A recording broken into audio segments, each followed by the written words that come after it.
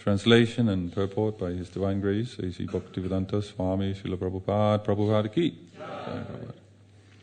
Devaki helplessly, piteously appealed to Kamsa. My dear brother, all good fortune unto you. Don't kill this girl. She will be your daughter-in-law. Indeed, it is unworthy of you to kill a woman. Purport. Kamsa had previously excused Devaki because he thought that a woman should not be killed, especially when pregnant. But now, by the influence of Maya, he was prepared to kill a woman. Not only a woman, but a small, helpless newborn child. Devaki wanted to save her brother from this terrible sinful act. Therefore, she told him, Don't be so atrocious as to kill a female child. Let there be all good fortune for you. Demons can do anything for their personal benefit, not considering what is pious or vicious. But Devaki, on the contrary, although safe because she had already given birth to her own son, Krishna, was anxious to save her daughter of someone else. This was natural for her. Was anxious to save the daughter of someone else. This was natural for her. Om Agyana Chimirandasha Jananjana Shalagaya Chakshur Unmilitam Yena Tashmai Shri Gurave Namaha Shri Chaitanya Manobistam Stapitam Yena Bhutale Swayam Rupa Kadamayam Dadati Swapadantakam Vancha Kalpatarubhyascha Kripa Sindhubhyevacha Pachitanam Pavanebhyo Vaishunabhyo Namo Namaha Jai Shri Krishna Chaitanya Prabhu Nityananda Shri Advaita Gadadhara Shri Vasari Gaura Bhaktavrinda Hare Krishna Krishna Krishna Hare Hare Hare Rama Rama Rama Hare Hare. Okay, so here we see the demon and the devotee interacting with each other. The mood is slightly different from Kamsa to Devaki. We see Kamsa, he is basically defending himself because material consciousness means anxiety. As soon as you accept the material body or the material consciousness as such, there is anxiety for loss of identity, right? If you identify the body as the self, the body is perishable, identity will be lost, so fear is there. In the same way, just if you identify as the controller and enjoyer, regularly you're reminded this is not the case. So there is a loss of identity, fear arises from this. And as such, we can see that principles are kind of subject to change. He's excusing Devaki because no, we're not killing women. But then suddenly here is the child, and he's been told that this child is going to be the end of him. And even though it's a girl child and something's off, still the idea comes up, why don't we just, alleviate ourselves of the problem? So the principles are not actually, there are actually no principles in material consciousness. Everything is subject to change because knowledge goes the wrong way. It goes from facts, from projection, from our senses to our logic, and then that supposedly establishes some kind of authority. So question is, what facts are we using? How do we decide what facts to use? Well, the intelligence itself doesn't make decisions. It just compares and contrasts. That's what it does. So if it's not the Shabda, then it can only be the mind. It can only be the senses themselves. Based on whatever we have been surrounding ourselves with, then we will come up with whatever facts we need. We see it in modern science. There are many, many studies that show that consciousness affects something if you're measuring it, or something like quantum electrodynamics and stuff like that, that there is actually consciousness, seeming consciousness behind Brahman or behind reality. Now for us that's not a big deal, that's normal. But for the modern scientist who thinks he can control everything in his laboratory, these facts are not used when they are making their thesis. They're just put on the sideline. So the whole concept of being objective is an illusion. Now, being objective is the argument they use for why they are an authority. Because otherwise it would just be because I say so. That's not a very strong position. So their argument is, no, we're objective. But the whole concept of objective is illusion. So they don't have any authority. And in the same way we see here Kamsa, he's constantly anxious, even though he's so powerful, because deep down he knows there is also super soul going on inside Kamsa. He's none different in that sense. So all this anxiety is here, and as such, in this situation, the principles are therefore subject to change according to what time, place, and circumstances he finds himself in. He will use either these facts or those facts just to make things easier for himself. Now, this is not something we're very impressed by, obviously.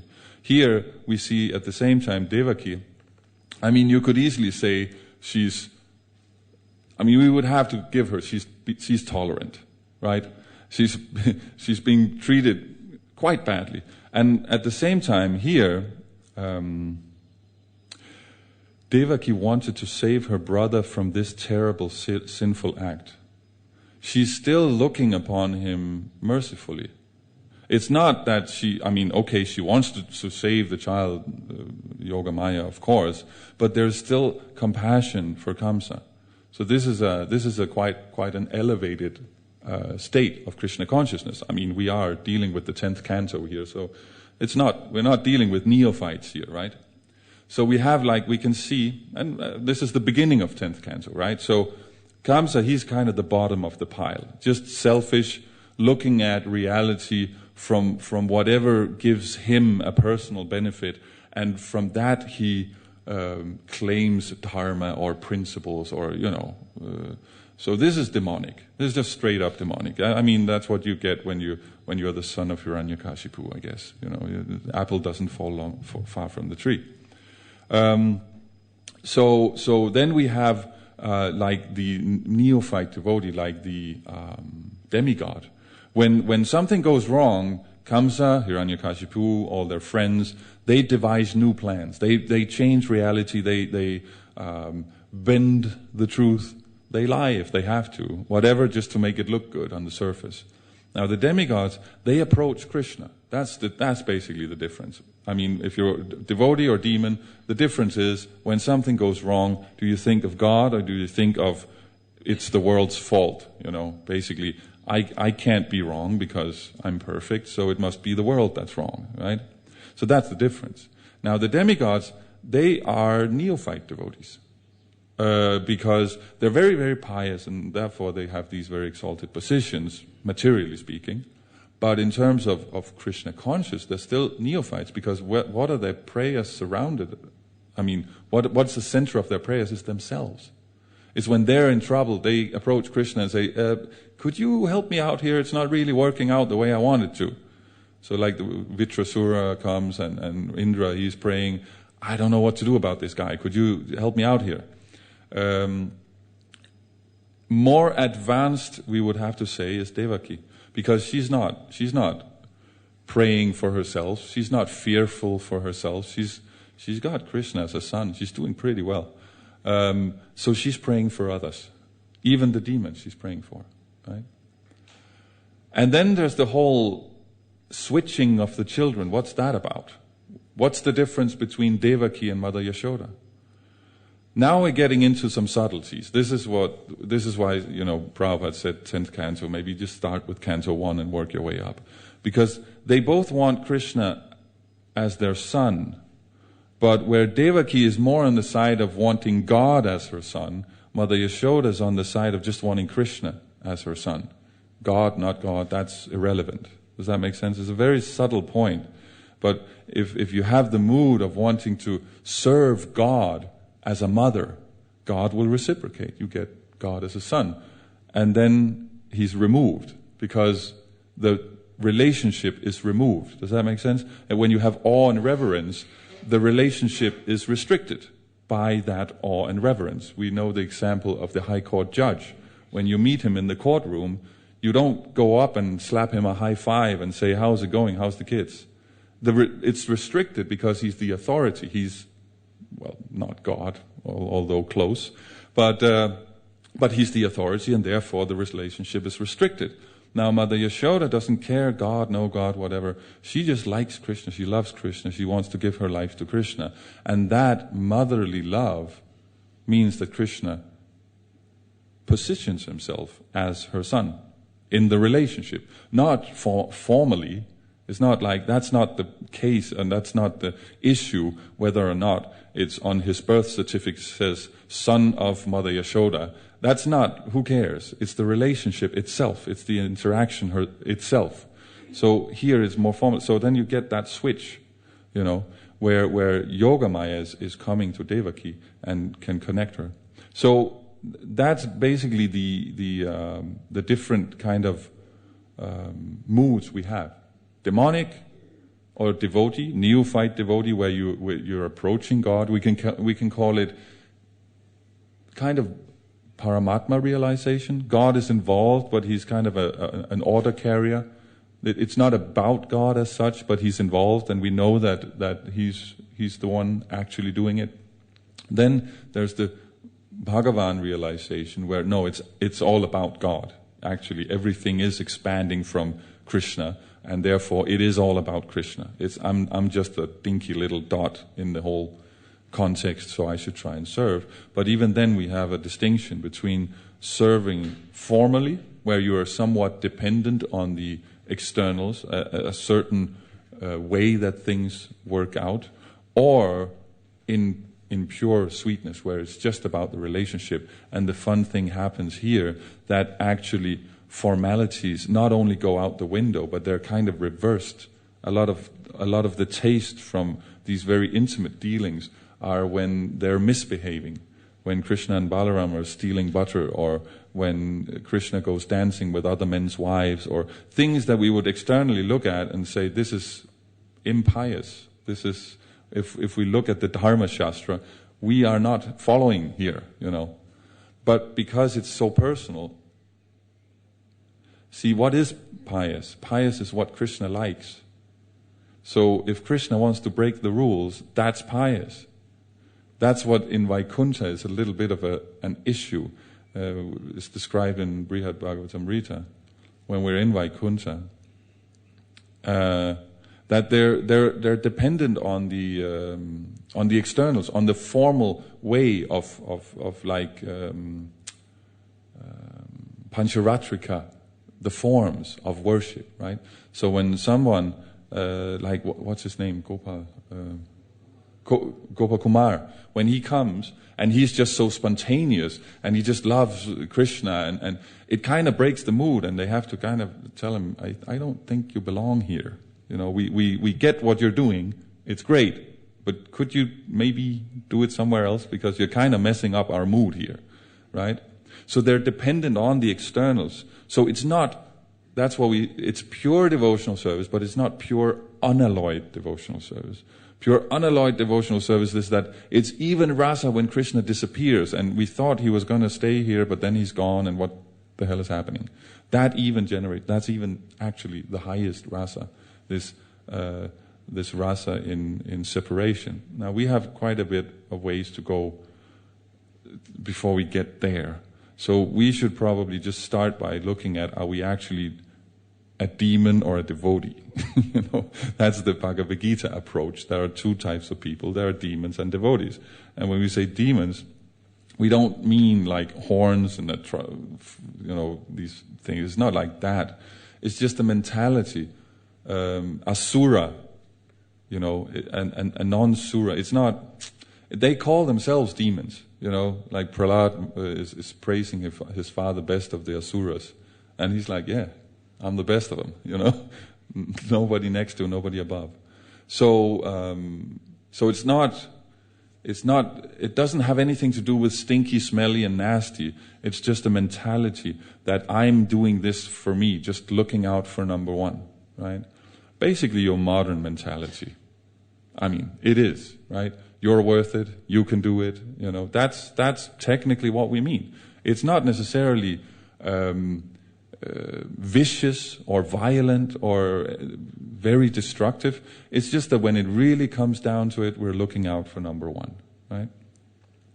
And then the devotee, where we may get disturbed at some times and lash out and have a situation where we don't deal properly or whatever, but ultimately we understand that it's not about me. In the ideal world, I would be able to act ideally for the benefit of others at all times. Whether or not you can do that constantly, that's a matter of time. That's actually not the main thing. Bhaktisiddhanta Saraswati Thakur says that a pure devotee is actually just someone who has understood that Krishna is the goal of everything. So then you still have some conditioning that you need to work through. But if that understanding and that desire is sincere, Krishna's not going to get in the way of that. He will arrange so that we will become purified, right? So the demon is on karma. You get what you deserve, It's just mechanical. Whatever you do, you get the result. And the more self-absorbed you are, the more anxious you're going to be. That's just how it is. You see, people who are very absorbed in their exterior, their looks, they're very anxious about their looks. They can't leave the house without spending an hour in front of the mirror. Whereas people like me, not so much, So that's just not, okay, I have plenty of other problems, trust me, but that's just not one of them. So the devotees, they are functioning on Krishna karma, not just mechanical karma, you get what you deserve, but actually Krishna, if you get personally involved with Krishna, he gets personally involved with you. As we surrender, he rewards us accordingly, he says in Bhagavad Gita. So when we give ourselves to Krishna, he also gives himself. So then he's personally involved and the things will be arranged in a personal way. Not always nice from a material perspective. That's something that happens regularly in Mayapur, where I am quite a lot, that devotees come up and talk to me about, I thought this was the spiritual world. So why is there plastic everywhere? Why is everybody noisy? Why is everyone trying to cheat me? And the rickshaw wallet drives, the wrong route and all these things. Because it's not the heavenly planets. It's the spiritual world. So the spiritual world functions, or we should say the material world functions after the same principles as the spiritual world. So we shouldn't think that externally everything will be nice. What's happening is that internally, whatever is happening is purifying us, so we will be able to see Krishna in everything, right? Like Devaki here, she wants to save her brother from these terrible sinful acts that he's performing, his own activities, because she's seeing Krishna in everything. So that connection, she sees that, okay, whatever you're doing here, it's not going to work. You're going to get into some trouble here. So that ability is what we achieve when we are giving ourselves personally to Krishna, right? There's plenty of suffering, as in a sense. Well, there are plenty of obstacles, let's use that word, in the spiritual world. Constantly obstacles. But there's no suffering, because it's all connected to Krishna. When Krishna leaves, we're thinking about Krishna. It's a good reason to think intensely about Krishna when he's gone. Is actually stronger. We see it also with young lovers, they're even more in love when they're not together. So it actually, everything just increases the taste and the absorption in Krishna. In the Vaikuntha realm, it's formalized because it just gets too wild otherwise. Now in the realm of the heavenly planets, the demigods world, it's a little bit hit and miss. Most of the time it's going well, but then suddenly Govardhan Puja gets changed and then you fry out completely, and so then we have Govardhan Leela. And then afterwards it's like, oh yeah, sorry guys, yeah, it's me, And then you have the demon world where it's just not connected to Krishna. It's just me and this is my expansion. I'm in the middle of everything, and everything is related to me and my body even.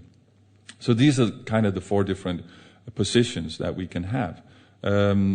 So the way to kind of measure where are we? Basically, if we have to measure, we're at one of the lowest two.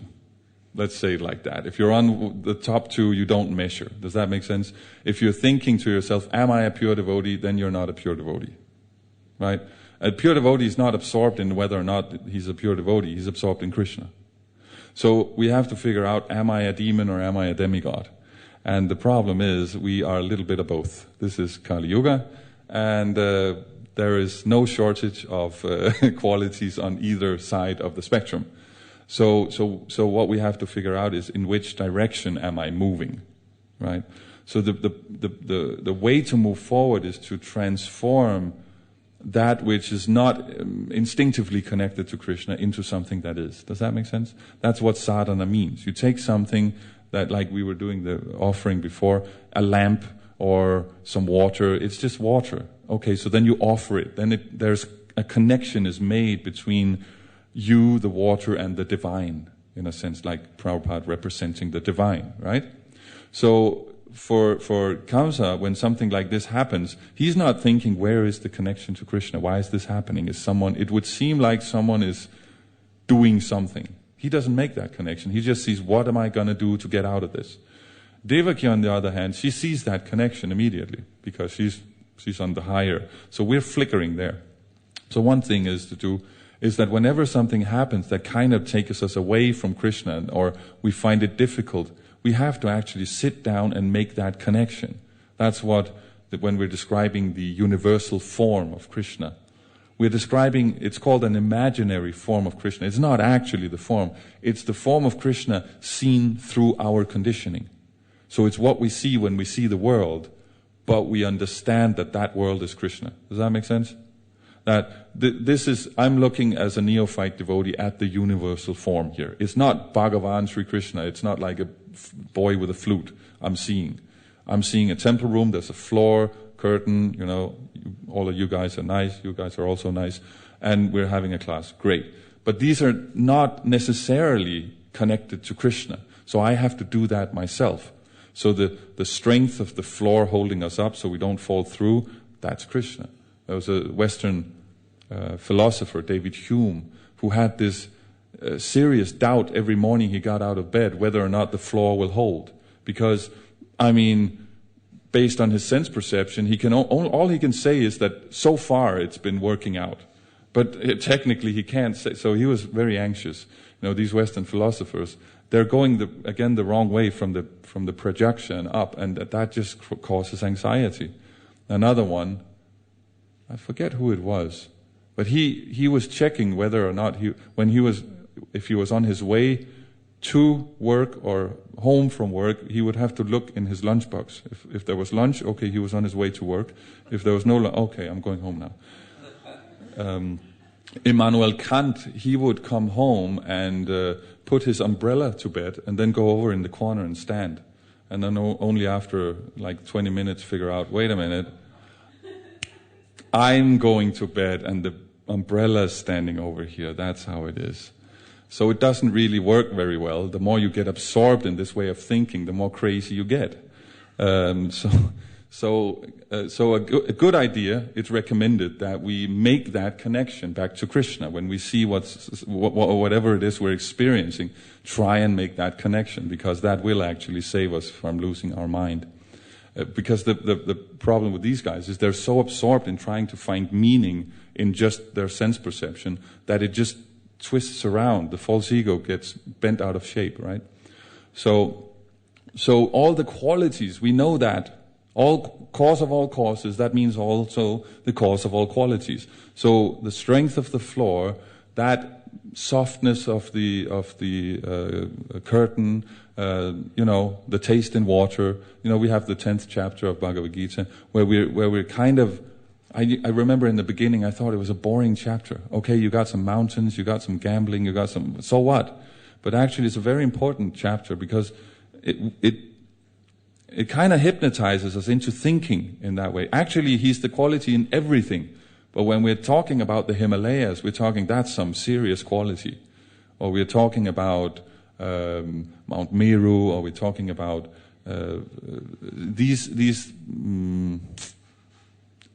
these primary qualities where we look at something, okay, that's a quality, right? Then it's easier to remember Krishna. And as we practice that, it becomes like a habit. To whatever you see, just remind it, let it remind yourself of Krishna. Because then that connection is made. From a logical standpoint, that may seem a little superfluous. Come on. We know it. We know he's all the quality. Why do we need to kind of remind ourselves? But the problem is that there is no realization of Krishna from the logical platform, because the logical platform is is a part of our material consciousness. It's a part of our material faculty, and that cannot. It's only by the mercy of Krishna. So every time we do remind ourselves that, oh, this is Krishna, he reciprocates. Yes, and that's you, right? So that actually brings us closer to self-realization. Mental speculation doesn't.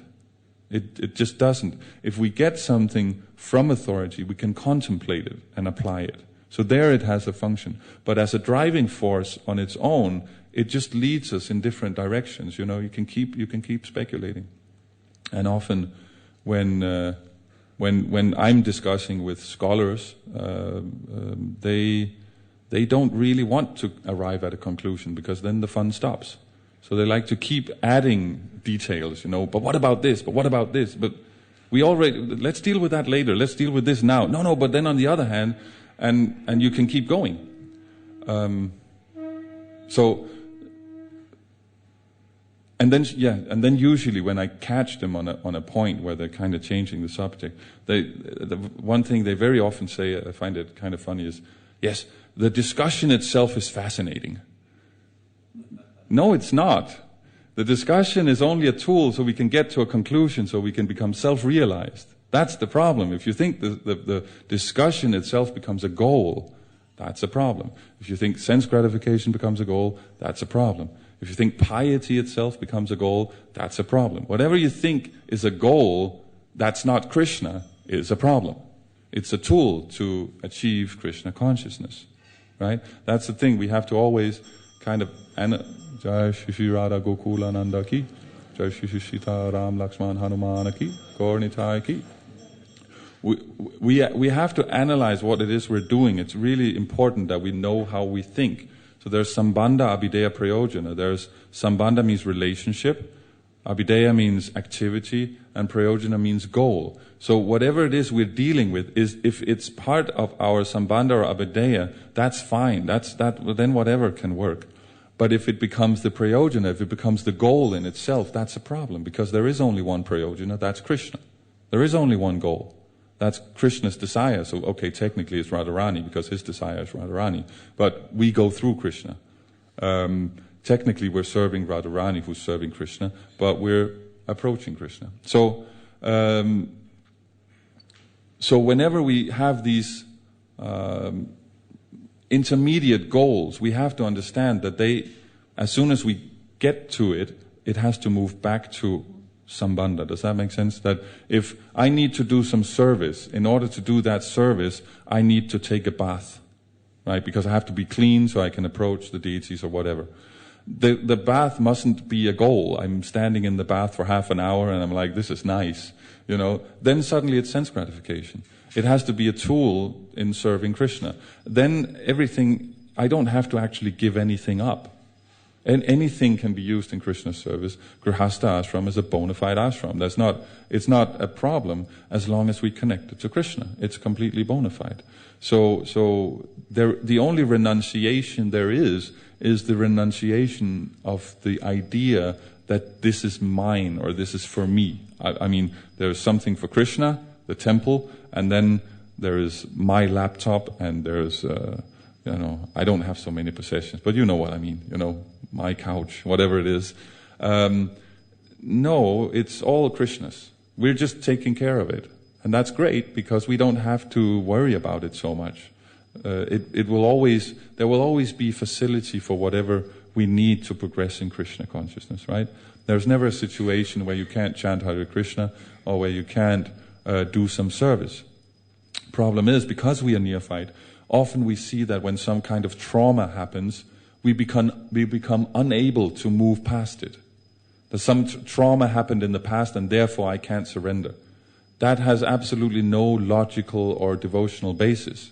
That you keep coming up with this, something happened 20 years ago and that's why I'm angry and this. What you're doing is you're putting karma higher than bhakti. That the karma I'm in prevents me from being a devotee.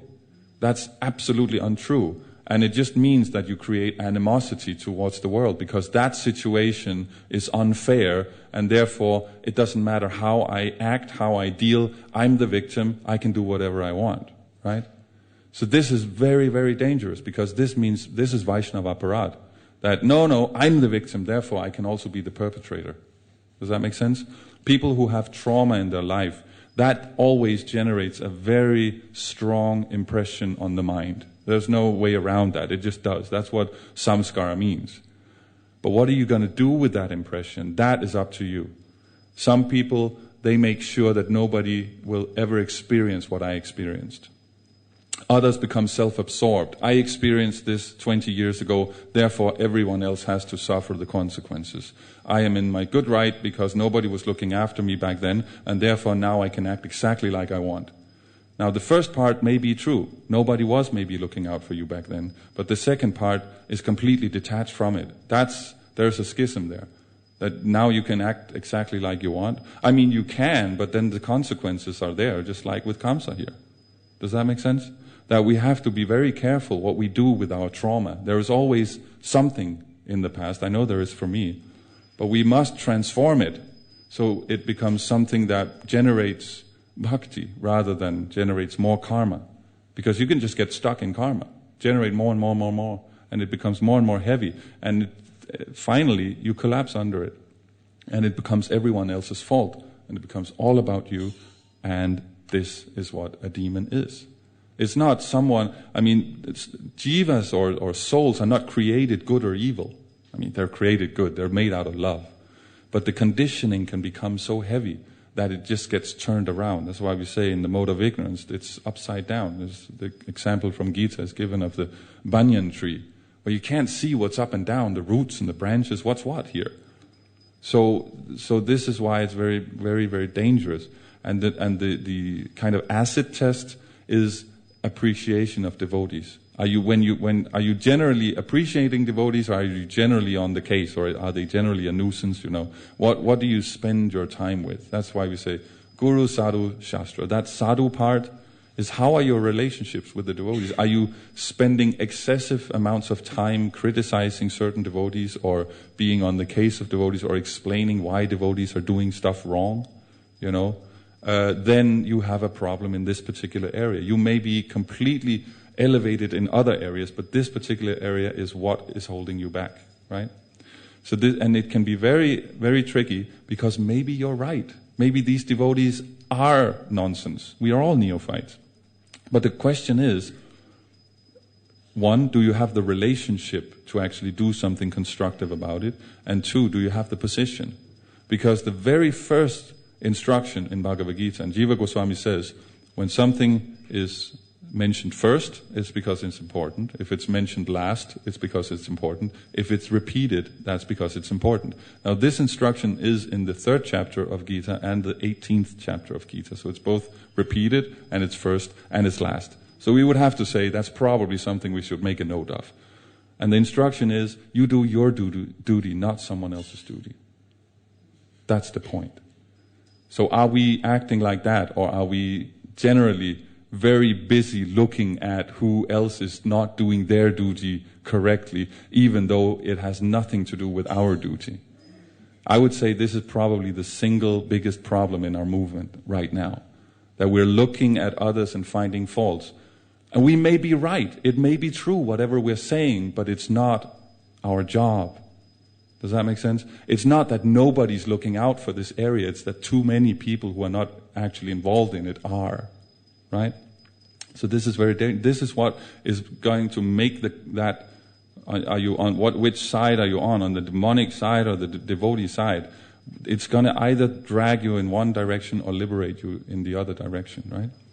So we also see in Upadeshamrita, first verse, first lines, Vacho Vigam Manasakroda Vigam. Beware of speaking and beware of the anger of the mind. This is the very first instruction in the etiquette of Vaishnava behavior, right? Don't go around talking about too many things. If you have something constructive, say it. But we should be careful about these things, because it just generates, it generates too much emotion, and people feel like compelled to give their opinion also. And we say it's important to have the discussion, but it's not a discussion. There's very clear definition in the Vedas about what constitutes a discussion. A discussion is a situation where all parties are interested in achieving the absolute truth. That's a discussion. The other is called jalpa, from prajalpa. It's just useless talk. You're just pushing a point. You have an opinion and you're pushing it. And if someone else can convince you, then okay, but preferably you would like to convince others. And then, of course, that leads down to comes a stage here, vitanda, where you're just attacking anyone who's not acting in the way that you would prefer they act. That's the mode of ignorance, right? So this is it's very delicate. It happens very, it's very subtle. So we have to be very careful about these things, because everything is relationships. So if we have nice relationships with the devotees, our success is guaranteed. If we don't, the opposite is probably pretty much guaranteed, right? We see Kamsa here. He gets liberated, but it's not the preferred method of getting liberated. And he doesn't go to Goloka Vrindavan, so it's not recommended. We don't advise taking this path. We would prefer if you go the other way. And it's much more pleasurable, right? So that's a little bit about demons and devotees. We have a few minutes. Is there any questions on this, or?